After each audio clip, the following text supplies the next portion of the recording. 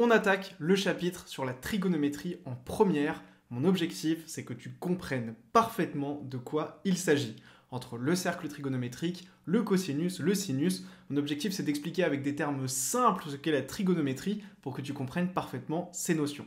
Et on va commencer évidemment par parler du cercle trigonométrique. Qu'est-ce que c'est que le cercle trigonométrique ? Première étape, je me place dans un repère orthonormé. Ça veut dire que les axes ils sont orthogonaux. Et ça veut dire que les vecteurs de la base, ils sont de même mesure, ils ont la même norme qui sera égale ici à 1. J'ai donc ici un repère orthonormé, avec ici mon origine, et je vais placer ici deux points, par exemple ici le point A et ici le point B, qui sont à la même distance de l'origine. On dira ici que cette longueur, elle est égale à 1.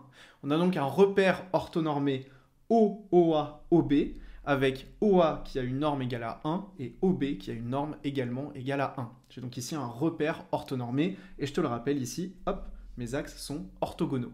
Dans ce repère, je vais tracer le cercle de centre O, donc l'origine, et de rayon 1, qui va donc passer par A et par B. Je représente le cercle. Ce cercle qu'on va pouvoir appeler C par exemple, eh bien c'est le cercle de centre O et de rayon 1. Et puis on va mettre une flèche comme ceci, dans le sens inverse des aiguilles d'une montre. Donc on peut, hop, montrer le sens comme ceci, sens inverse des aiguilles d'une montre, qu'on va appeler le sens direct, qu'on va pouvoir noter direct avec un petit plus comme ceci.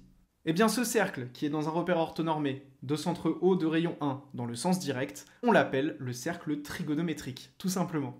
Quelques petites notions pour conclure sur le cercle trigonométrique. On peut dire que son périmètre, il est égal à 2π, puisqu'on sait que le périmètre d'un cercle, c'est 2π fois le rayon, mais le rayon ici, il est égal à 1. Donc le périmètre, il est égal à 2π.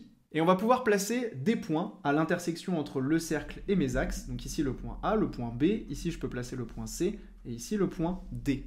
Si je me place dans le repère OA, OB, quelles sont les coordonnées de mes différents points ? Eh bien, on peut dire que le point A, il a pour coordonnées sur OA 1, puisqu'il est à une distance 1 de l'origine, et sur OB 0, puisque A projeté sur l'axe OB, eh bien ça donne 0.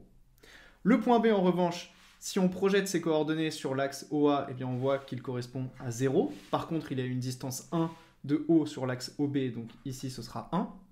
Le point C, lui, il est de l'autre côté, donc on peut dire qu'il a pour coordonnées moins 1, 0. Donc on va le noter comme ceci. Et le point D, eh bien, il a pour coordonnées 0 sur l'axe OA et moins 1 sur l'axe OB.